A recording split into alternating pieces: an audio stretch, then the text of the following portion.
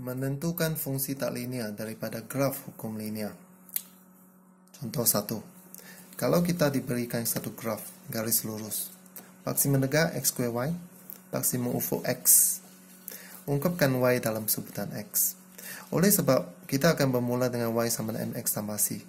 Y besar ini ialah paksi menegak, x besar ini ialah paksi mengufuk, m ialah keturunan, c ialah pintasan y. First, kita akan mengira keturunan dahulu. Seperti biasa, 7 tolak 1 bahagi 2 tolak negatif 2. Kita dapati keturunan ialah 3/2. Selepas kita dapat keturunan, kita ganti dalam persamaan tadi, keturunan. Sekarang kita kena tentukan C. Untuk menentukan C, kita boleh menggantikan titik. Iaitu, kita boleh ganti titik ini, negatif 1, negatif 2, 1 atau 27. Mana-mana. Cuba pilih titik 27. 2 ini ialah X. 7 ini ialah Y. Cikgu ganti dalam persamaan. Y ialah 7, X ialah 2. Maka cikgu dapati C ialah 4. Ganti balik dalam persamaan. Maka cikgu dapat Y sama dengan 32X tambah 4. Sekarang, kita kena tukar balik. Y paksi menegak Y ini ialah paksi menegak. Apakah paksi menegak kita? Iaitu X square Y. X kecil, Y kecil. Apa itu X besar? X besar ini adalah paksi mengufuk. Paksi mengufuk kita ialah X kecil. So, cikgu kena ganti X kecil di sini, tambah 4. Okay. So, seterusnya kita ungkapkan Y dalam sebutan X. Apa kita buat? Kita hendak Y, hendakkan Y. Maka cikgu bahagi semua dengan X square. Bahagi semua dengan X square. Bahagi semua dengan X square.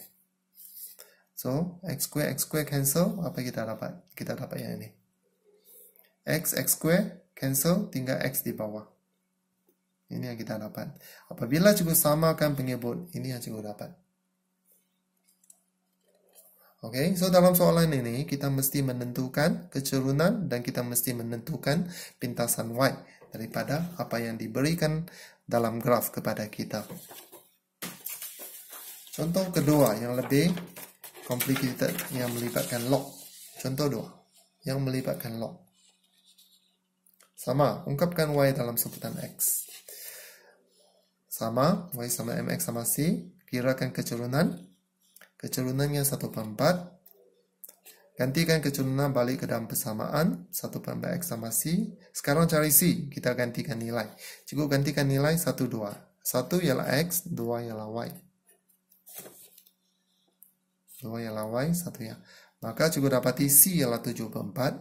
Cikgu ganti balik dalam persamaan. Y ialah 1/4 X tambah 7/4. Sekarang, apa itu Y? Y ialah paksi menegak. Apakah paksi menegak kita? Yaitu log Y asal 10. Y huruf kecil. Maka log Y asal 10 ini adalah paksi Y. X besar ini adalah paksi X. Paksi X kita ialah X kecil. Maka cikgu ganti di sini. Oke, next step. Bagaimana kita menghilangkan log? Sebab kita hendak ungkapkan Y dalam sebutan X. So, apa kita buat? Y sama dengan 10 kuasa yang ini. Maka Y sama 10 kuasa X per 4 tambah 7/4. Ini adalah jawaban akhir kita.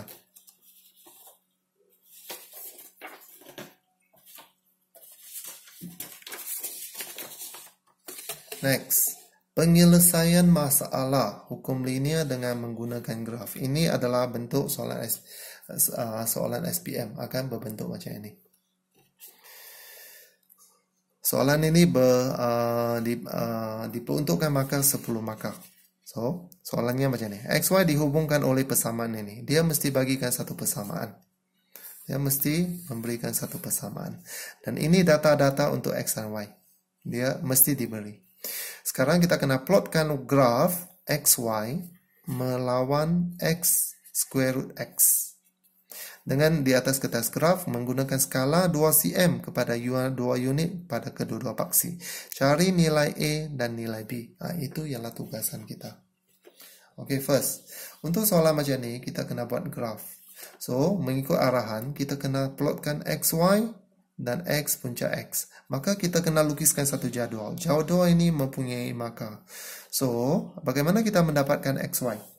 Bagaimana kita mendapat XY? Maksud dia, nilai X darab nilai Y. So, 1 darab 2.2. Kita dapat 2.20. Macam mana dapat X punca X? Oke, untuk yang pertama ini, yaitu X adalah 1 punca 1. Kita dapat 1. Untuk soalan 2 ini, macam mana kita dapat X punca X? Yaitu 2 darab punca 2. Ini adalah 2 darab punca 2. Kita dapat 2.828. Manakala nilai 8 ini ialah 4 darab punca 4. Kita dapat 8. Itulah adalah caranya. So, jadual ini adalah penting sebab kita boleh dapat markah di sini dalam exam. Dan seterusnya kita akan memplotkan graf seperti yang diberi dalam arahan. Kita mesti memplotkan graf. Oke. Daripada soalan 2 cm kepada 2 unit. Ini adalah 2 cm. Ini adalah 2 cm. 2 cm kepada 2 unit. Maka skalanya ialah 2, 4, 6, 8, 10, 12. Pada kedua-dua paksi. Pada kedua-dua paksi. Ini pun merupakan 2 cm. Maka paksi ini pun skalanya 2, 4, 6, 8, 10. Daripada graf ini, kita boleh mengenal pasti apakah pintasan Y di sini. Graf yang dilukis mesti ada pintasan Y. Ini adalah penting. Sebab kita boleh cari nilai pintasan ini terus. Oke, itu yang pertama. Daripada graf, cikgu dapati pintasan Y-nya ialah 1.4. Oke, next. Kita kena cari kecerunan. Oke, kita boleh mengambil dua titik. Mana-mana 2 titik di atas graf ini. Untuk mencari kecerunan.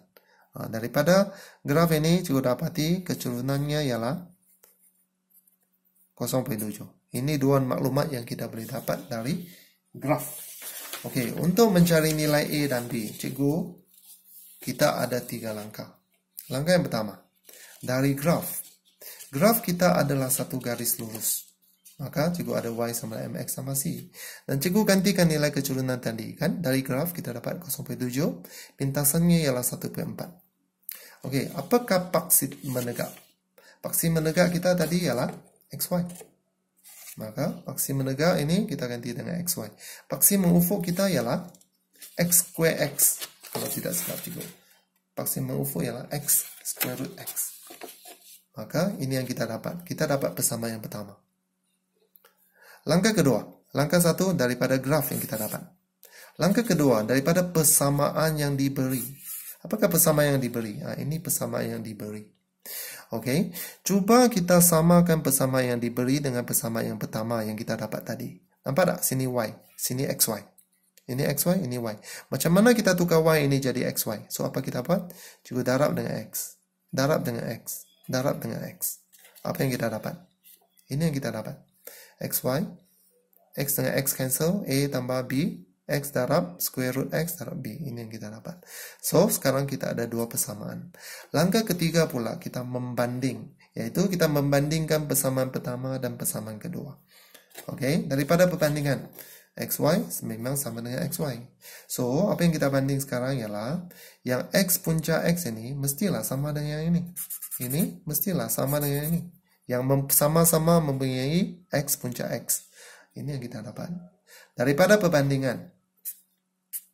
B sama dengan 0.7. Perbandingan yang satu lagi, yaitu A. A ini mestilah sama dengan 1.4. Maka, kita sudah dapat jawapan untuk A dan B. So, ini adalah 3 langkah yang cikgu syorkan untuk soalan berbentuk macam ini.